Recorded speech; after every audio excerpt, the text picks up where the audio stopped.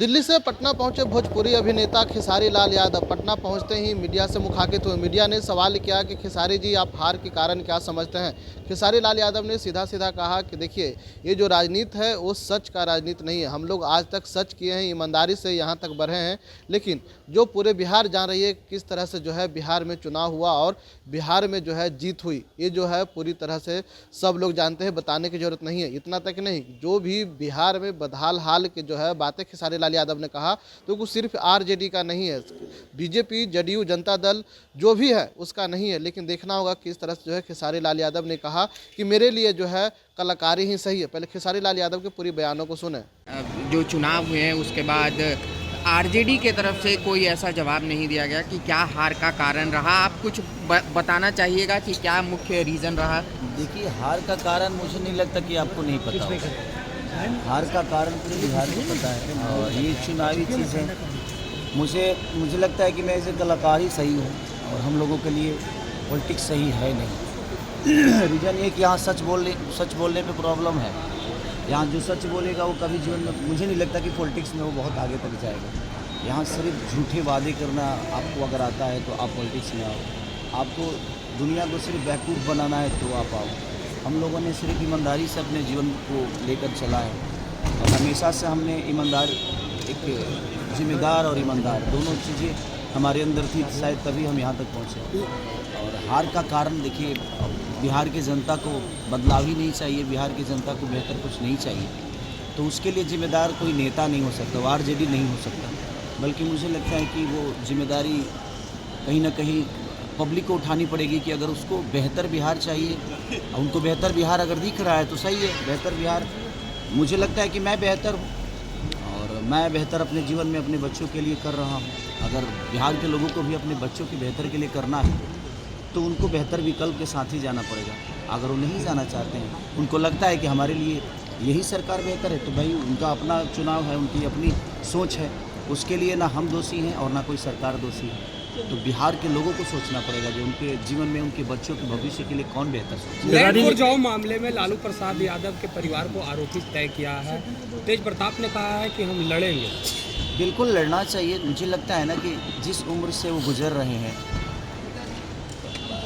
उस उम्र में ऐसी चीज़ें उनके साथ नहीं होनी चाहिए। और जहाँ तक बात है कि उन्होंने बिहार को क्या दिया है, तो आप जाकर गांव में पूछिए कि लालू प्रसाद यादव जी ने बिहार को दिया क्या है। जो अधिकार हमें बोलने के लिए, खटिया पे बैठने के लिए, हमें अपनी आवाज़ बुलंद करके कुछ कहने के लिए जो उन्होंने दिया है आवाज़, जो छोटे वर्ग के लोग थे उनको जो आवाज़ उन्होंने दी है, मुझे नहीं लगता कि अगर वैसा नेता हमारे बीच में नहीं होता तो शायद हम आज भी किसी न किसी दबाव में जी रहे होते। पर खेसारी जी जो आरोप लगे हैं, तो क्या उसे आप बेबुनियाद मान रहे हैं?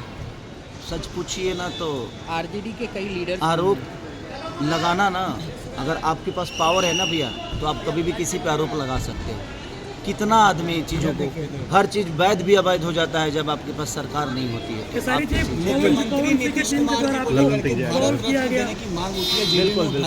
बिल्कुल मिलना चाहिए भाई। उनकी पार्टी ने उठाया है, पब्लिक ने नहीं उठाया, तो उनकी अपनी पार्टी है, वो तो उठाएंगे ही कि उनको ये सम्मान मिले, वो सम्मान। और भगवान करे, मैं भी चाहता हूँ कि भाई हमारे अपने जो हैं नीतीश चाचा हम सबके गार्जियन हैं, हमें गर्व की बात होगी कि अगर उनको भारत रत्न मिलता है तो, और अच्छी बात है। दिनेश लाल यादव निरहुआ ने कहा कि खेसारी लाल यादव बीजेपी के लायक है ही नहीं। उसकी मानसिकता को इसी पर सोच लीजिए कि वो कहता कि कोई अपराधी है तो उसका भी तो परिवार है, उसको जेल में भेजना चाहिए। है क्या ना कि वो लोग पूरी बात सुनते नहीं, व्हाट्सअप देख के और लोग डिसाइड करते हैं। मैं बीजेपी के लायक हूँ नहीं कि हूँ, ये वो डिसाइड नहीं कर सकते और उनको पता भी नहीं होगा कितने ऑफर खेसारी लाल यादव को बीजेपी से आया होगा। और उनसे पूछ के, क्योंकि पार्टी के ऐसा तो नहीं कि वो अध्यक्ष हैं, उनसे पूछ के तो कुछ होता नहीं। तो आगे ऑफर आएगा खेसारी जी तो आप बीजेपी ज्वाइन करेंगे क्या? नहीं, मैं कोई ज्वाइन करना नहीं चाहता यार। मैं क्या बोला कि सच बोलने वाले कभी भी सफल नहीं हो सकते नेता नगरी में। जो झूठ बोलता है, जिनको झूठे वादे करनी है, जो झूठे वादों के साथ जीवन को चलाना चाहते हैं, वो मुझे लगता है कि राजनीति में एक्टिव रहेंगे आगे। कदम रखिएगा। खेसारी जी, एक सवाल है इस पे, निरहुआ ने कहा था कि चुनाव हारने के बाद खेसारी यहाँ से भाग जाएंगे, तो कहीं ना कहीं अब उनकी बात जो है वो सच होते देख रही है, उसका कैसे जवाब सच? अब तो क्या मैं छपरा में रहूँ, मेरा काम छपरा में है। इन लोगों ने फिल्म सिटी बना रखी है क्या बिहार में? मेरा काम तो बम्बई में है ना भाई।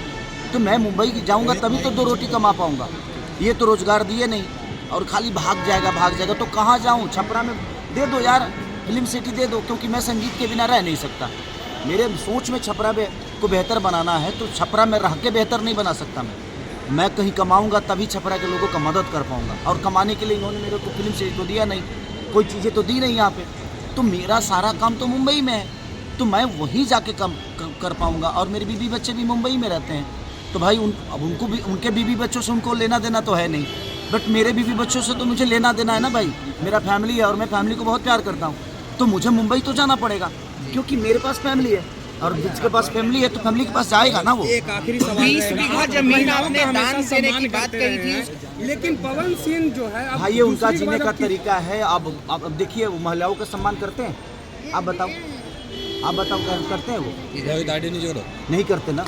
उसके बावजूद भी बीजेपी उनको सिक्योरिटी देकर बैठा है ना, तो ये उनका विषय है भाई, वो उनकी ज़िंदगी है, उनकी पार्टी है, उसमें मेरा कोई लेना देना नहीं है। वो भाई अपने हिसाब से जीते हैं, उनका अपना जीने का तरीका है, मैं अपने हिसाब से जीता हूँ, मुझे पता है कि कौन क्या है, तो उसके लिए धन्यवाद। तो आपने सुना जिस तरह से जो है खेसारी लाल यादव ने साफ तौर पर कह दिया है कि अब जो है बिहार में बदलाव चाहिए। इसको लेकर के जो है नेता जिम्मेदार नहीं, जिम्मेदार है कौन, इसको पर जो है क्वेश्चन मार्क कहीं ना कहीं से लग गई। लेकिन देखना होगा क्या खेसारी लाल यादव को फिर से राजनीति में आना चाहिए। इस पर बयान देते हुए कहा कि नहीं, मुझे तो कलकारी ही अच्छी लगती है। इनसाइडर लाइव के लिए पटना से